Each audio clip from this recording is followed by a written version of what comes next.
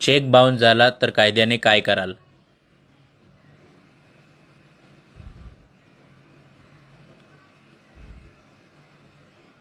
Section 138 काय आहे? जर कोणाचा चेक बँकेत जमा केला आणि तो इन्सफिशियंट फंड्स किंवा इतर कारणामुळे डिसऑनर झाला तर हे गुन्हा मानले जाते.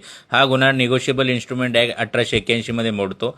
गुन्हा ठरायची अट चेक, कर्ज, उधारी किंवा कायदेशीर देयक फेडण्यासाठी दिलेला असावा. 2. चेक बँकेत जमा केल्यापासून 3 महिन्यांच्या आत सादर करावा.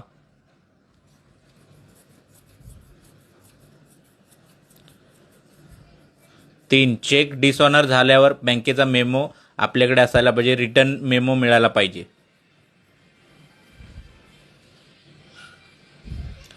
4. चेक बाउन्स झाल्यानंतर 15 दिवसाच्या आत देणेकऱ्याला कायदेशीर नोटीस पाठवावी.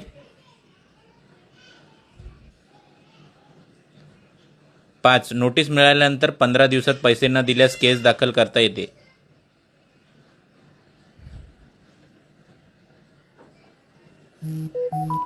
या केसबद्दल शिक्षा अशी आहे की जास्तीत जास्त 2 वर्षे तुरुंगवास किंवा दुप्पट रक्कम दंड किंवा दोन्ही होऊ शकतात. महत्त्वाचे मुद्दे हे बेलेबल पण कंपाऊंडेबल ऑफेन्स आहेत. दोन्ही पक्ष तडजोड करू शकतात अशा केसमध्ये. केस साधारणतः मॅजिस्ट्रेट फर्स्टला JMFC कोर्टात चालते.